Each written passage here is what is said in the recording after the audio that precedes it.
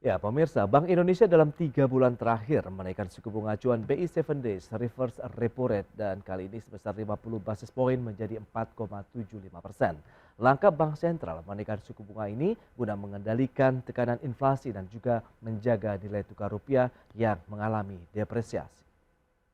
Memutuskan untuk menaikkan BI 7 Reverse Repo Rate sebesar 50 basis point menjadi 4,75%.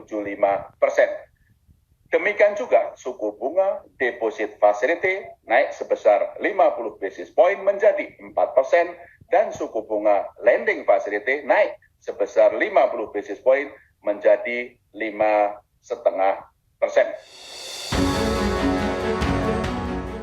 Demikian pernyataan Gubernur Bank Indonesia Peri Warjio terkait hasil rapat Dewan Gubernur Bank Indonesia yang kembali menaikkan suku bunga acuan sebesar 50 basis poin menjadi 4,75%.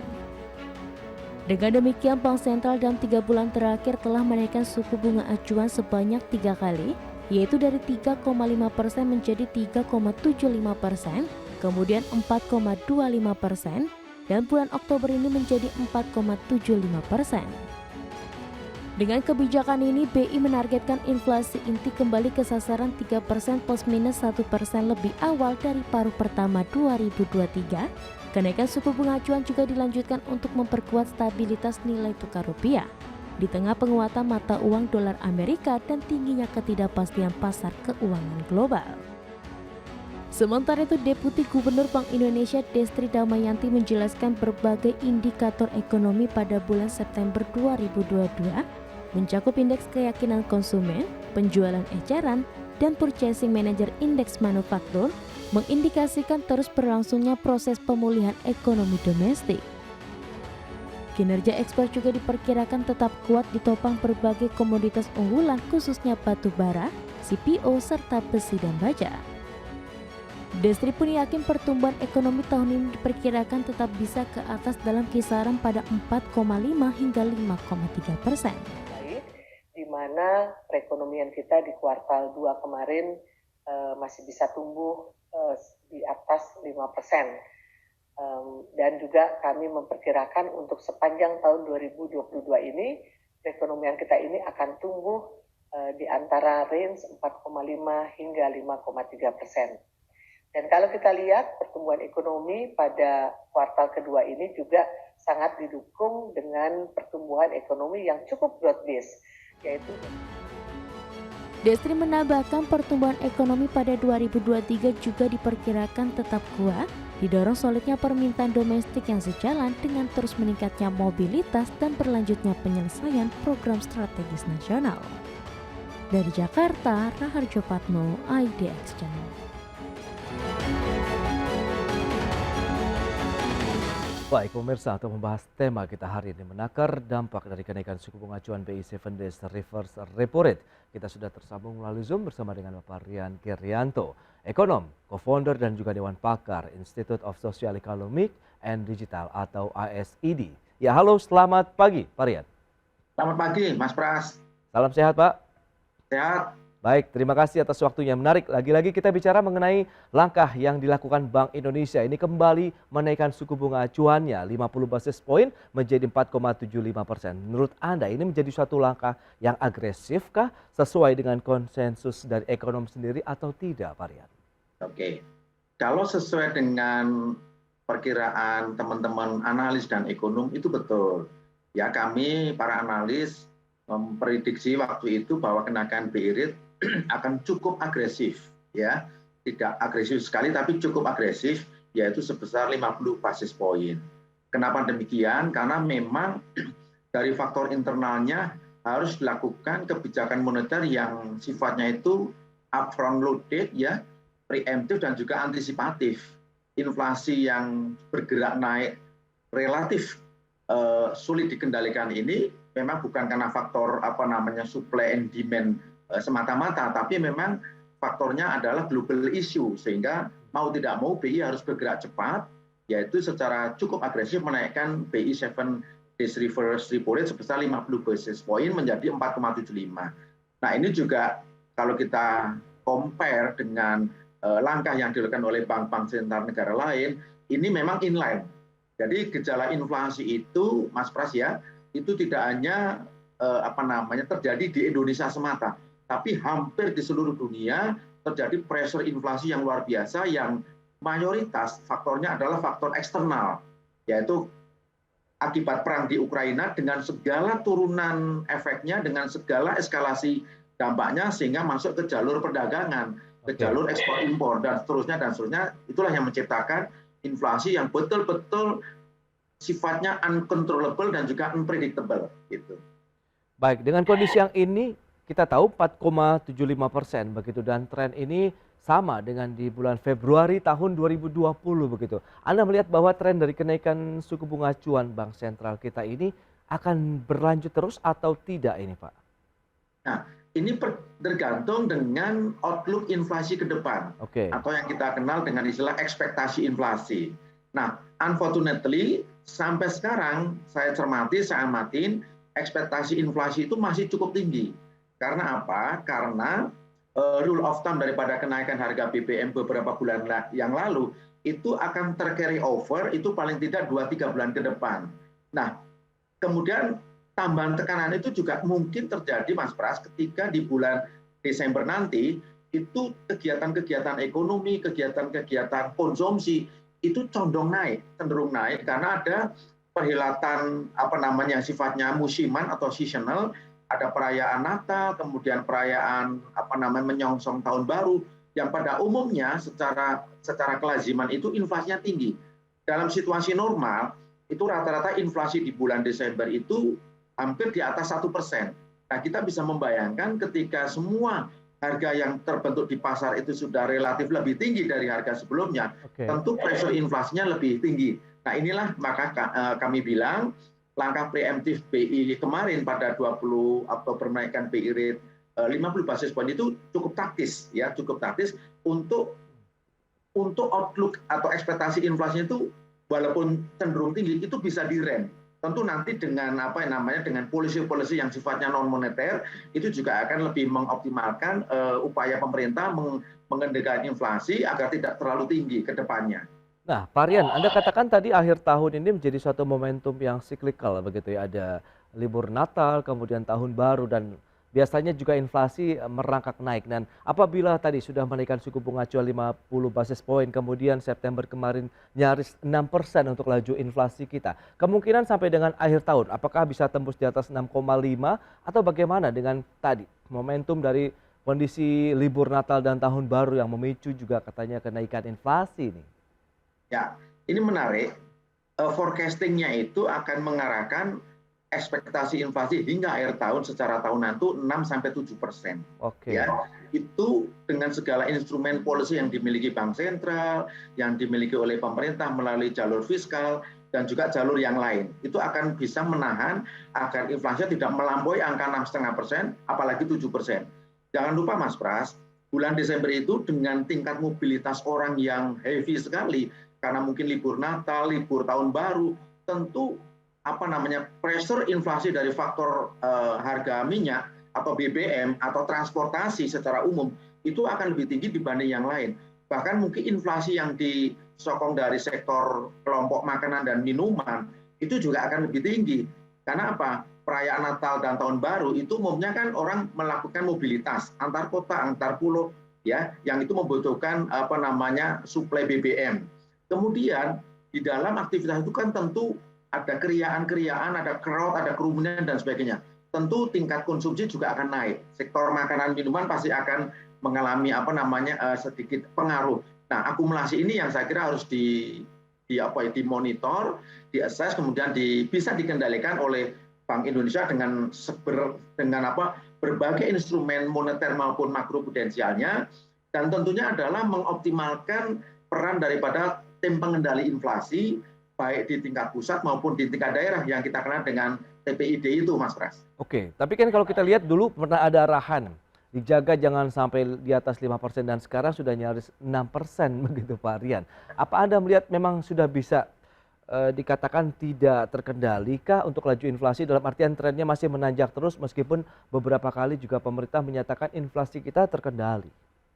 Nah, narasi seperti itu memang memberikan kita confidence ya, bahwa kita meyakini pemerintah bersama Bank Indonesia itu all out di dalam mengendalikan inflasi. Oke.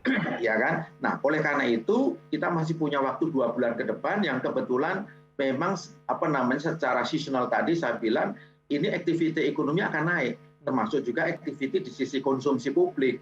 Nah, oleh karena itu bahasa saya mungkin ronda ke lapangan, operasi pasar, kemudian peninjauan ke pasar-pasar tradisional dan sebagainya, termasuk pemantauan harga yang termasuk dalam basket perhitungan inflasi, itu betul-betul harus diawasi, harus dimonitor sehingga bisa dilakukan tanda petik balancing terhadap kemungkinan terjadinya distorsi harga di pasar. Ini akhirnya kita mengarah kepada supply and demand. Ketika bulan Desember banyak permintaan publik, tetapi suplai barangnya itu terbatas, baik karena memang produksinya tidak optimal atau karena ada kendala-kendala secara global, yaitu global supply chain-nya juga terdistruksi. Nah, ini saya kira tadi peran TPI dan TPID itu betul-betul harus dioptimalkan. Untuk apa? Agar jangan sampai kenaikan harganya itu menjadi tidak terkendali. Yang pasti Mas Pras, dugaan saya seperti yang sudah-sudah, mungkin tarif angkutan umum, apakah itu jalur darat, jalur laut, dan jalur udara, mungkin juga akan mengalami penyesuaian, ya, bahasa halus daripada kenaikan harga. Nah, ini harus betul-betul dimonitor. Berapa usulah yang diperbolehkan, jangan sampai terjadi harga yang di luar yang sudah disepakati bersama. Itu dia. Kita tahu juga batasan dari Bank Indonesia dalam menentukan suku bunga acuan adalah inflasi inti, yang mana ini juga trennya mengalami kenaikan dan sejauh mana dampaknya terhadap sektor usaha dari kenaikan suku bunga acuan. Berikut ini kami sampaikan infografik untuk Anda terkait dengan pergerakan inflasi secara nasional. Ini tahunan, kita lihat year on year dari Desember 2021 sampai dengan September tahun ini. Ya, terendah kita lihat 1,87% pada akhir tahun lalu di Desember 2021, kemudian trennya terus merangkak naik ya. Kemudian September kemarin tercatat 5,95%. Dan berikutnya inflasi inti, ini yang memang selalu menjadi patokan dari Bank Indonesia dalam menentukan tingkat suku bunga acuan. Ini juga sama, trennya naik dari terendah 1,56% di Desember 2021 terus merangkak naik seiring dengan laju inflasi umumnya begitu. Kemudian yang kita lihat inti terakhir di 3,21% pada September 2022 dibandingkan dengan tadi inflasi yang headline-nya di 5,95%. Dan selanjutnya bagaimana dengan pergerakan nilai tukar rupiah? Ini juga menjadi salah satu upaya untuk menahan depresiasi yang terjadi. Tercatat di 21 Oktober di 15.610 ya data dari Gesdor Bank Indonesia. Sempat di 11 Oktober tercatat di Rp15.362 per dolar Amerika. Baik, kita akan lanjutkan kembali perbincangan ini bersama dengan Bapak Rian Kerianto, ekonom, co-founder dan juga Dewan Pakar Institute of Social Economic and Digital. Ya Pak Rian, kita akan lanjutkan kembali berdasarkan data yang tadi sudah disampaikan, inflasi yang headlines-nya kemudian yang inti pun trennya masih naik ini Pak. Apa yang bisa dicermati begitu? Apakah ini membuat Bank Indonesia akhirnya akan terus menaikkan suku bunga acuan atau Anda ada analisis lain ini Pak? Silakan. Stand Bank Indonesia, apakah itu menaikkan, menahan atau menurunkan BI 7 days reverse repo rate, itu bergantung kepada outlook ya atau teropong inflasi oleh Bank Indonesia selaku central bank. Ya. Nah, oleh karena itu sebelum keputusan dilakukan itu dilakukan assessment bagaimana situasi harga di pasar, bagaimana sisi supply and demand dan sebagainya. Nah, oleh karena itu tadi saya kembali meng-underline bahwa peran daripada TPI dan TPID itu menjadi penting untuk bisa memastikan tidak terjadi distorsi harga yang sangat ekstrim di pasar ya. Saya katakan ekstrim karena apa? Kadang-kadang kalau kita kendor di dalam supervisi atau pengawasan, terjadilah harga yang di luar kendali. Misalnya tarif tiket pesawat terbang.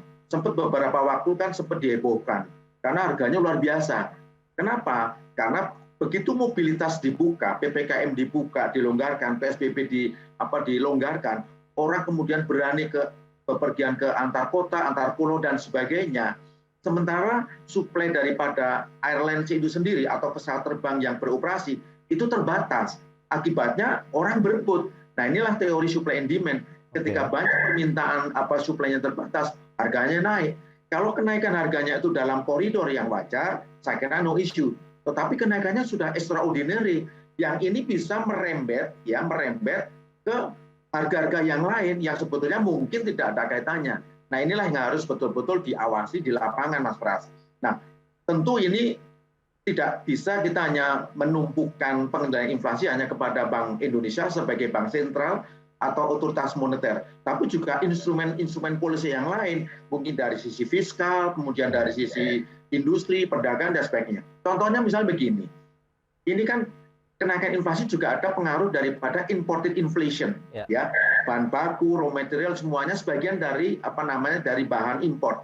Nah, mungkin harus ada semacam approach baru, yaitu bagaimana pabrik-pabrik industri dalam negeri itu kandungan lokalnya, kita kenal dengan istilah TKDN, itu mungkin harus dipenuhi, bahkan gradually dinaikkan, sehingga dalam situasi yang unfavorable saat ini, kebutuhan bahan baku luar negeri itu bisa dikompensate oleh bahan baku di dalam negeri. Tentu harus ada produksi, atau misalnya investor asing yang mau invest di Indonesia diberikan karpet merah kalau mereka mau investasi di area-area di mana Indonesia tidak memiliki sumber bahan baku itu. Nah, seperti ini satu case saja, Mas Pras. Mudah-mudahan koordinasi antara Bank Sentral, Bank Indonesia dengan Kementerian Keuangan selaku Fiscal Authority, kemudian kementerian dan lembaga yang lain, last but not least dengan dengan Pemda juga, itu kalau sinergi ini bisa bagus bekerjanya dengan baik,